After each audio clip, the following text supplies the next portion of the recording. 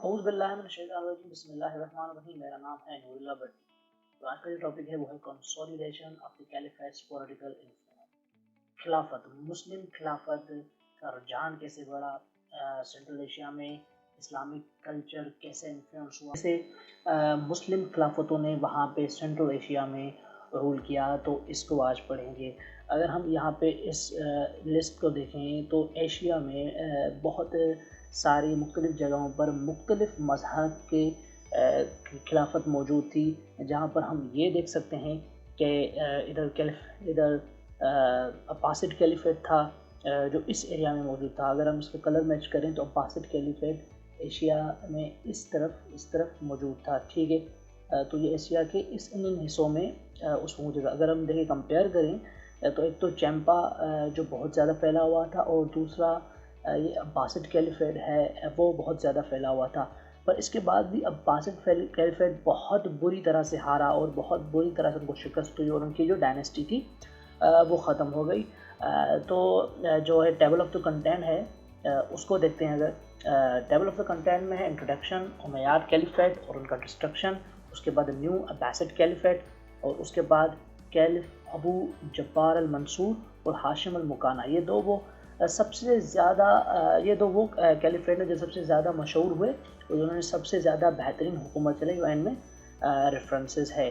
तो slide number 3 पे चलते हैं, इंट्रोडक्शन पे। The period from 1751 onward become an era for the strengthening of Islamic caliphates. 1751 से लेके 800 तक सेंट्रल एशिया में इस्लामिक कल्चर बहुत फैला और इस्लामिक हुकूमतों ने बहुत ज़्यादा ताकत हासिल की। उन्होंने पूरी तरह से सेंट्रल एशिया की जो एरिया थी उनको अब अपने कब्ज़े में कर लिया था, और वहाँ पर सिर्फ मुस्लिम हुकूमत चलती थी। अगर इस दौर में देखें तो वहाँ पर बहुत ज़्यादा कैथोलिक आबादी भी है और मुस्लिम आबादी भी है, पर फिर भी इस्लाम जो है वो पूरी तरह से ओपन नहीं है, और बहुत ज़्यादा पाबंदियाँ हैं इस्लाम में। पर उस वक्त में 1751 से लेकर 800 BC तक इस्लाम को फुल फ्रीडम था, और वो अपने तरीके से अपने तरह से वो ज़िंदगी जीते थे। तो इस एरा में इस्लाम ने एक स्ट्रेंथ हासिल की। मवीरानहर एक सिटी था, जो सिटी आप कह सकते हैं सेंट्रल था इस्लामिक कल्चर पर। यहाँ पर बहुत सारे किंग ऐसे आए जिन्होंने इस सिटी को कब्ज़े में किया और इस सिटी से इस्लाम को फैलाया। इस सिटी का ये मकसद था कि यहाँ पे बहुत अमीर लोग थे, और जब अमीर तक के पास इस्लाम गया, उन्होंने इस्लाम को समझा, तो फिर उन्होंने उसको और ज़्यादा इन्फ्लुएंस किया और ज़्यादा प्रमोट किया। तो मवीरानहर सिटी से असल में इस्लाम फैला और फिर पूरे सेंट्रल एशिया तक गया। हम पढ़ते हैं उमैयाद कैलिफेट। ठीक है, उमैयाद कैलिफेट जिस तरह से उन्होंने बेहतरीन तरीके से राज किया, उस तरह से ये कोलैप्स भी हुए। ये 11वीं सेंचुरी की बिगनिंग में ही कोलैप्स हुए थे, और उनको कोलैप्स करने में अब्बासिड कैलिफेट का एक बड़ा हाथ था।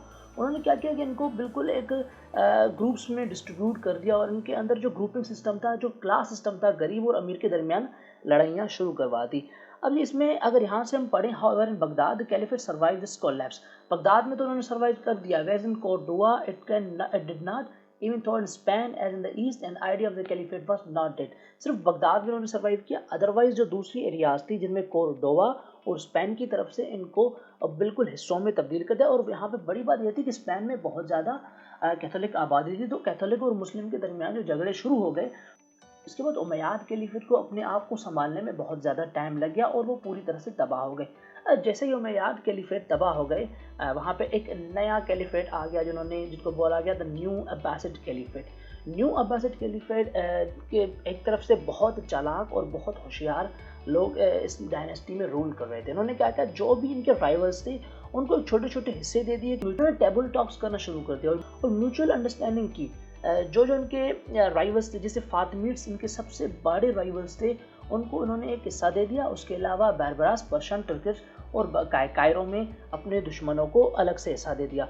उसके बाद उन्होंने बहुत अरसा डायनेस्टी को रूल किया। उन्होंने बहुत ज़्यादा कारनामे किए, बहुत ज़्यादा बड़ी बड़ी इमारत, मशहूर इमारत वो बनवाई, और उसके अलावा इन्होंने बड़े अरसे तक एक बहुत अच्छी रूलिंग्स की। अब इसी दौर में दो ऐसे किंग्स आए जो बहुत ज़्यादा मशहूर हुए। एक हाशिम अल मुकाना। अच्छा, हाशिम अल मुकाना वो किंग हैं जिन्होंने इस्लाम کو اور زیادہ پھیلایا اور زیادہ ترقی دی.